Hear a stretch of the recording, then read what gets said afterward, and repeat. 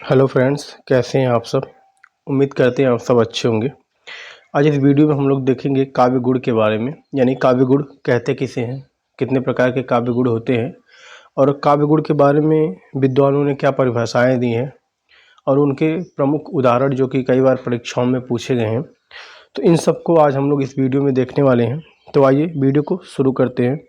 सबसे पहले हम लोग देखेंगे कि काव्य गुण जो होता है उसका अर्थ क्या होता है। काव्य गुण का अर्थ है दोषों का अभाव, शोभा कारक या आकर्षक धर्म काव्य गुण कहलाते हैं। यानी ऐसा काव्य जिसमें क्या हो, दोषों का अभाव हो, शोभा कारक और आकर्षक धर्म से युक्त हो, वो क्या कहलाता है, काव्य गुण कहलाता है। इसमें अगली पंक्ति है कि काव्य गुणों की विवेचना सबसे पहले भरत मुनि ने नाट्य शास्त्र में की।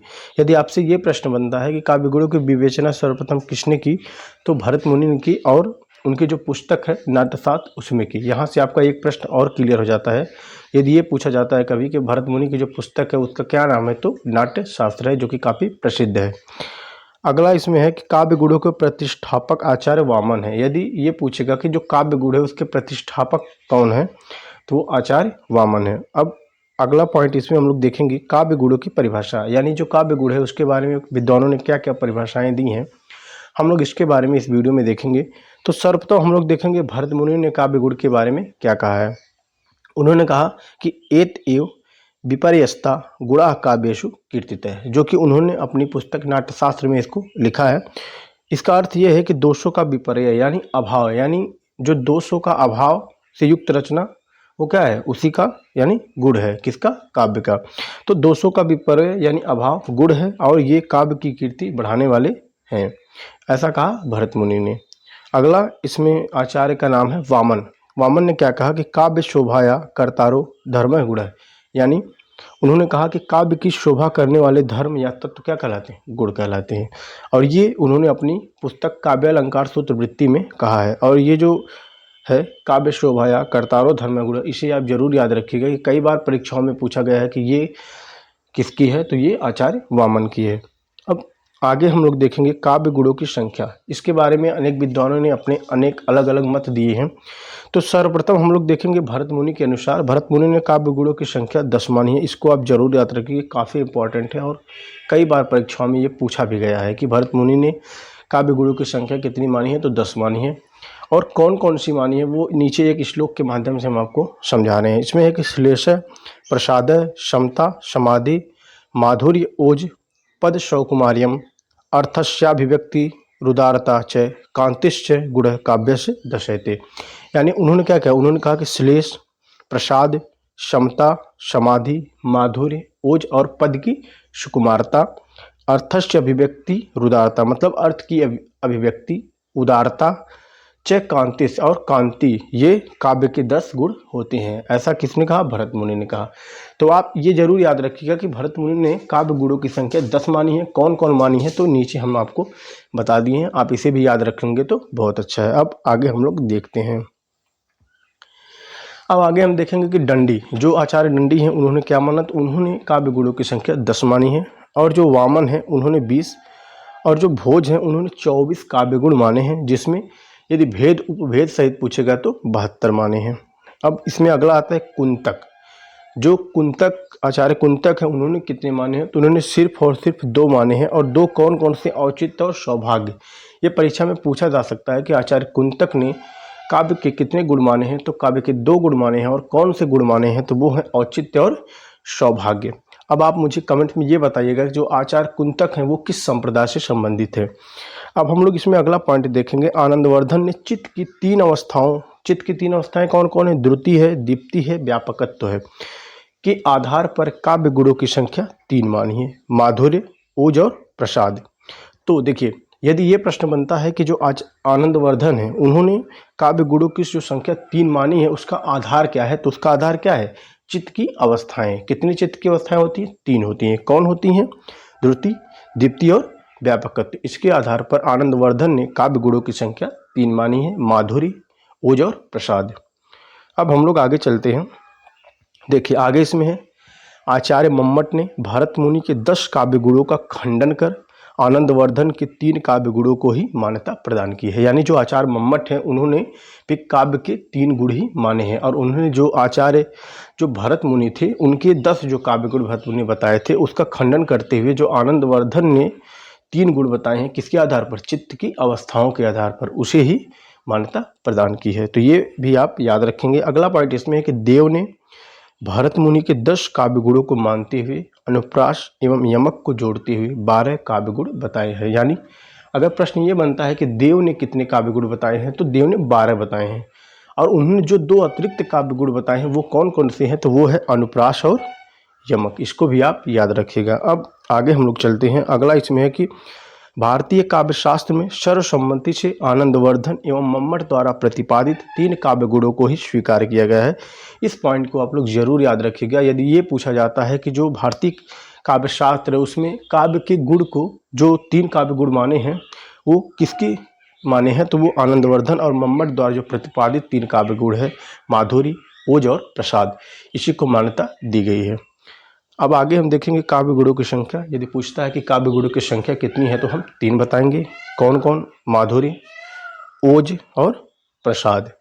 अब आगे हम लोग इसके बारे में एक एक करके देखते हैं कि ओज गुण क्या है, माधुरी गुण क्या है, प्रसाद गुण क्या है। आइए अब आगे हम लोग चलते हैं और इसको देखते हैं। सर्वप्रथम हम लोग देखेंगे माधुर्य गुण कहते किसे हैं। तो सबसे पहले हम देखेंगे माधुर्य का अर्थ, यानी जो माधुर्य शब्द है इसका अर्थ क्या होता है? इसका अर्थ होता है मधुरता, आह्लादकता, समास रहिता, भावमयता, श्रुति सुखदता, रोचकता, मिठास आदि, ये होते हैं माधुर्य का अर्थ। अब हम लोग एक परिभाषा देखेंगे माधुर्य काव्य गुण के बारे में कि हृदय को आनंद एवं उल्लास से भर देने वाली कोमल कांत पदावली से युक्त रचना में माधुर्य गुण होता है। यानी ऐसी रचना जो क्या हो? कोमल कांत पदावली है, यानी जो उसके पद हो इतने सरल हो कि जो हमारे पढ़ते ही हमारे मन को क्या करें? आनंदित कर दें, उल्लास से भर दें। ऐसे जो पदों वाली जो रचना होती है वो क्या कहलाती है? माधुर्य काव्य गुण कहलाती है। अब आगे हम लोग देखेंगे भरत मुनि ने माधुर्य काव्य गुण के बारे में क्या कहा है, आइए इसको देखते हैं। उन्होंने कहा कि जो वाक्य बहुत बार सुना जाए अथवा पुनः पुनः कहा जाए फिर भी उद्विग्न न करे, यहाँ रहेगा न करे, ये टाइपिंग एरर है। तो उन्होंने क्या कहा? उन्होंने कहा कि जो वाक्य बहुत बार बार सुना जाए और पुनः पुनः कहा जाए फिर भी जो हमारा मन है उसको क्या करे? उद्विग्न न करे, वह माधुर्य गुण कहलाता है। अब हम आगे एक पॉइंट इसमें है कि ये काफ़ी इंपॉर्टेंट पॉइंट है कि भरत मुनि ने माधुर्य का अर्थ क्या माना है। तो आप इसे याद रखिएगा कि जो आचार्य भरत मुनि हैं उन्होंने माधुर्य का अर्थ माना है श्रुति मधुरता, यानी सुनने में क्या हो? जो मधुर हो। और यदि दंडी की बात करेगा तो दंडी ने माना है रसमयता, आचार्य वामन ने माना है उक्ति वैचित्र और मम्मट ने माना है आह्लादकता। तो इस पॉइंट को आप जरूर याद रखिएगा, ये परीक्षाओं में पूछा जा सकता है कि किसने क्या माना है। ठीक, तो उम्मीद है आप इसको जरूर याद रखेंगे। अब आगे हम लोग देखते हैं। आगे इसमें है कि माधुर्य गुण के व्यंजक या लक्षण, यानी ऐसे कौन से लक्षण है जो जिससे हम ये पता करेंगे कि इसमें काव्य में पंक्ति में कौन सा गुण है। तो ये माधुर्य गुण के व्यंजक हैं। तो डॉक्टर देवेंद्रनाथ शर्मा ने माधुर्य गुण के निम्नलिखित व्यंजक माने हैं। इसमें पहला है कि ट वर्ग को छोड़कर सभी वर्गाक्षर, यानी जो ट वर्ग है उसको छोड़कर 5 वर्ग होते हैं, तो जितने भी वर्ग बच रहे हैं यानी जो 4 वर्ग हैं उनमें से कोई अक्षर यदि रहता है तो उसमें काव्य में माधुर्य गुण पाया जाएगा। अगला है कि संयुक्ताक्षरों का प्रायः अभाव, अगर हो तो अनुस्वार या पंचमाक्षर के साथ हो। यानी जो संयुक्ताक्षर कौन से होते हैं, जैसे छ हो गया, त्र हो गया, ञ हो गया, तो ये क्या है? संयुक्ताक्षर हैं। उन्होंने कहा कि अगर ये हों तो वो किसके साथ हो? अनुस्वार या पंचमाक्षर के साथ हो। अगला इसमें पॉइंट है कि सामासिकता का अभाव, यानी जो बड़े बड़े सामासिक पद हैं वो न हो। इसमें अन्य लक्षण की बात करेंगे तो अन्य लक्षण इसमें है कि द्वित्व वर्णों का अभाव हो, यानी जो द्वित्व वर्ण होते हैं उनका अभाव हो, रेफ युक्त वर्णों का अभाव हो, महाप्राण ध्वनियों का भी अभाव हो। तो इस तरह से जो रचनाएं होती हैं वो क्या होंगी? माधुर्य काव्य गुण होती हैं, जिनमें ये सारी चीज़ें न पाई जाएं। अब आगे हम लोग देखेंगे माधुर्य गुण के उदाहरण। अब उदाहरण काफ़ी इंपॉर्टेंट है और इस उदाहरण से आपको क्या, एक तो उदाहरण याद होगा, दूसरी ये पंक्तियाँ किसकी हैं ये भी आपको इसके माध्यम से याद होगा, जो कि आने वाली परीक्षाओं की दृष्टि से काफ़ी महत्वपूर्ण होगा। तो सबसे पहली पंक्ति इसमें है कि किंकड़ कंकड़ नुपुर धुनि सुनी, कहत लखन सन राम हृदय गुनी। तो ये जो पंक्तियां हैं ये तुलसीदास की पंक्ति हैं और रामचरितमानस से है। अब आप मुझे कमेंट में ये बताएंगे कि ये जो पंक्तियां हैं ये किस प्रसंग से ली गई हैं, रामचरितमानस के किस प्रसंग से ये पंक्ति ली गई हैं। आप कमेंट्स में हमें इसका जवाब दीजिएगा और बदले में मैं आपको इसका जवाब जरूर दूंगा। अब आगे हम लोग देखेंगे इसमें कि बतरस लालच लाल की मुरली धरी लुकाए, शौह करे भवन हसे, देन कहे नट जाए। ये बिहारी लाल की बिहारी सतसई से है। आप जानते हैं कि जो बिहारी लाल है उनकी प्रसिद्ध कृति है बिहारी सतसई, जिसे गागर में सागर के नाम से भी जाना जाता है। उन्होंने ऐसे ऐसे पद रचे हैं जिसे आपको सुनकर काफ़ी अच्छा लगता है। अब हम लोग देखेंगे अगला उदाहरण इसमें है कि बसो मोरे नैनन में नंदलाल। ये मीराबाई की पंक्तियां हैं और मीरा पदावली से हैं। अगला पंक्ति इसमें है कि नील परिधान बीच सुकुमार, खिल रहा मृदुल अधखुला अंग, खिले हो ज्यों बिजली के फूल, मेघवन बीच गुलाबी रंग। ये जयशंकर प्रसाद की कामायनी से है। आप मुझे कमेंट्स में बताएंगे कि कामायनी में कितने सर्ग हैं, ये आप मुझे कमेंट्स में बताएंगे। अगला इसमें पॉइंट है पांचवा, निरख सखी ये खंजनाए। अब फेरे उन मेरे रंजन के नयन उधरमन भाएं। ये साकेत से, साकेत किसकी रचना है आप मुझे कमेंट्स में ज़रूर बताइएगा। अगला पॉइंट इसमें है कि कहत नटत रीजत खिजत, मिलत खिलत लजियात, भरे भवन में करत है नयनन ही शोभात। ये बिहारी लाल की पंक्तियाँ और ये भी बिहारी सतसई से हैं। काफ़ी सुंदर सुंदर पंक्तियाँ बिहारी लाल ने लिखी हैं। अब अगला इसमें पॉइंट है कि चंचल किशोर सुंदरता की मैं करती रहती रखवाली, मैं वह हल्की सी मसलन हूँ जो बनती कानों की लाली। ये कितनी सुंदर पंक्तियाँ माधुर्य काव्य गुण की हैं। तो अब आइए आगे चलते हैं। अब हम लोग आगे देखेंगे प्रसाद काव्य गुण। अब प्रसाद काव्य गुण में सबसे पहले हम जानेंगे प्रसाद का अर्थ। तो प्रसाद का अर्थ है प्रसन्नता, खिल जाना या विकसित होना, ये होता है प्रसाद का अर्थ। अब हम परिभाषा देखेंगे कि वह काव्य गुण यानी वह काव्य रचना जिसे पढ़ते या सुनते ही उसका अर्थ चित्त में क्या हो जाए, व्याप्त हो जाए, उसे प्रसाद गुण कहते हैं। यानी ऐसी रचना जिसको पढ़ते ही उसका जो अर्थ हो वे हमें तुरंत ग्रहण हो जाए, तो ऐसी रचनाएं प्रसाद गुण से युक्त होती हैं। अब आगे हम लोग देखेंगे कि भरत मुनि ने प्रसाद काव्य गुण के बारे में क्या कहा है। तो उन्होंने कहा कि जिस काव्य में स्वच्छता, सहजता एवं सरल ग्राह्यता हो, अर्थात सुनने मात्र से ही अर्थ क्या हो जाए, ग्रहण हो जाए, उसमें प्रसाद गुण होता है।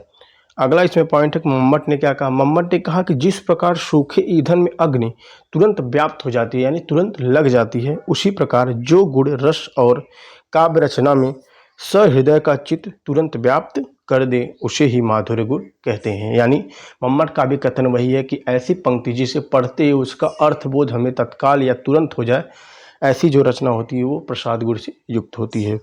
अब आगे इसमें हम लोग देखेंगे कि प्रसाद गुण के उदाहरण। देखिए प्रसाद गुण के जो भी उदाहरण हैं काफ़ी सुंदर उदाहरण हैं और इससे आपको पंक्तियाँ भी याद होंगी और किनकी है ये भी याद होंगी। तो इसमें सबसे पहली पंक्ति है कि विप्र सुदामा बसत हो सदा अपने धाम, भीख मांग भोजन करे हे जपत हरि नाम। ये पंक्तियाँ नरोत्तम दास की हैं जो कि सुदामा चरित से है। नरोत्तम दास की एक प्रसिद्ध कृति है सुदामा चरित, उससे ये पंक्तियाँ हैं। और उसमें दूसरी पंक्ति है कि देख सुदामा की दीन दशा, करुणा करके करुणा निधि लोए, पानी परात को हाथ छुओ नहीं, नैनन के पक्षे पग धोए, नैनन के जल से पग धोए। तो ये जो पंक्तियां हैं ये भी नरोत्तम दास की हैं और सुदामा चरित से हैं। अगली पंक्ति इसमें कि चारु चंद की चंचल किरणें खेल रही जलथल में, स्वच्छ चांदनी बिछी हुई है अवनी अंबर तल में। तो ये जो पंक्तियां हैं इसमें प्रसाद गुण होता है। अगली पंक्ति इसमें है कि बिनती सुन लो हे भगवान, हम सब बालक है नादान।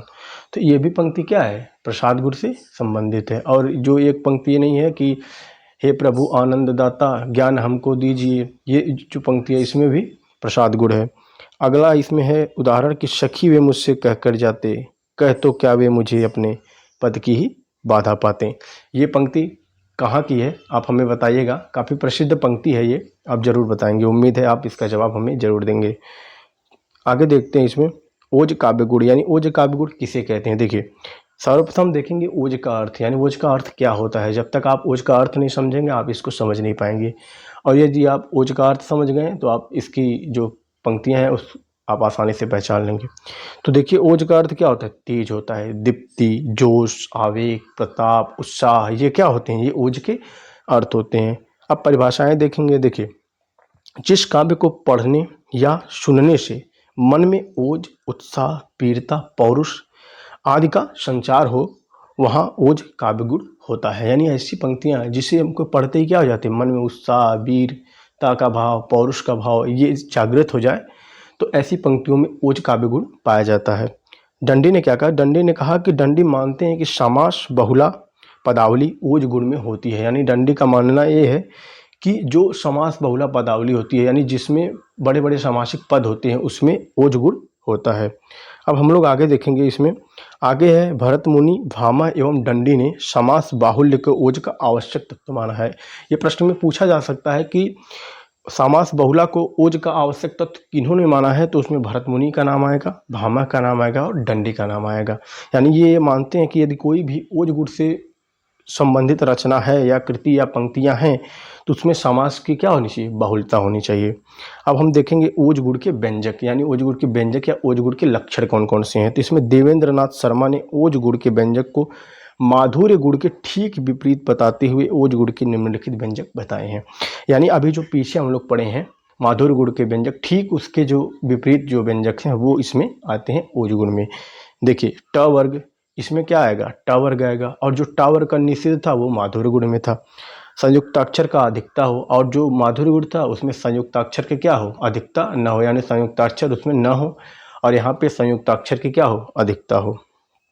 अब आगे देखेंगे, समास की अधिकता हो, रेफ का अधिक प्रयोग हो। अन्य व्यंजक में आएंगे तो वीर रौद्र संबंधित रस हो, यानी पंक्तियां ऐसी हो जिसमें वीर रौद्र से संबंधित क्या हो, रस हो। और इसमें महाप्राण ध्वनियों की अधिकता हो। पद रचना सघन एवं संश्लिष्ट हो, यानी जो पद की रचना हो क्या हो, सघन, उसमें जो पद हो काफ़ी पास पास हो, और जो श्लिष्टता हो यानी पढ़ने में कठिनाई हो, ऐसे जो पंक्तियां होती हैं उसमें काव्य ओज काव्य गुण पाया जाता है। और द्वित्व वर्ण हो। ठीक, अब आगे हम लोग देखेंगे कि इसके उदाहरण। देखिए उदाहरण काफ़ी इंपॉर्टेंट होते हैं, और उदाहरण के जो है कई बार परीक्षाओं में ये सारे उदाहरण पूछे गए हैं, वो उदाहरण हम आपको इसमें रखते हैं कि साज चतुरंग सैन वीर रंग में तुरंग चढ़ी, सुर जस शिवाजी जंग जीतन चलत है। तो ये पंक्तियां भूषण की हैं, इसे आप जरूर याद रखिएगा। और इसमें कौन सा काव्य गुण पाया जाता है, तो ओज काव्य गुण पाया जाता है। अगली पंक्ति है कि हिमाद्रि तुंग श्रृंग से प्रबुद्ध शुद्ध भारती, स्वयं प्रभा समुज्ज्वला स्वतंत्रता पुकारती। ये जयशंकर प्रसाद की रचना है, जयशंकर प्रसाद की ये ने कहा है। अब आगे हम लोग देखेंगे। इसमें तीसरा है कि इंद्रजिमी त्रंभ पर बाणव शुवम्ब पर, रावण सदम्ब पर रघुकुल राज है। तो ये पंक्तियां भी भूषण की हैं। अब आगे इसमें देखेंगे कि चिकार ही दिग्गज डोल मही, गिरिलोल सागर खर भरे, मन हर्ष सब गंधर्व सुर मुनि, नग किन्नर दुख टरे। ये तुलसीदास की पंक्तियां हैं, इसमें भी ओज काव्य गुण पाया जाता है। अब अगला और आखिरी उदाहरण हम लोग देखेंगे कि देशभक्त वीरों मरने से नेक नहीं डरना होगा, प्राणों का बलिदान देश की बलि देवी पर करना होगा। ये पंक्तियां नाथूराम शर्मा शंकर की हैं। और एक प्रश्न मैं आपसे करता हूं कि जो नाथूराम शर्मा शंकर है उन्हें भारत प्रगंधी की उपाधि किसने प्रदान की, ये आप हमें कमेंट्स में बताएंगे, और उसका मैं उत्तर आपको ज़रूर दूंगा। और यदि वीडियो आपको अच्छी लगी हो तो वीडियो को लाइक करें, चैनल पर नए हो तो चैनल को सब्सक्राइब करें। मिलते हैं किसी नेक्स्ट वीडियो में, तब तक के लिए बाय, थैंक यू।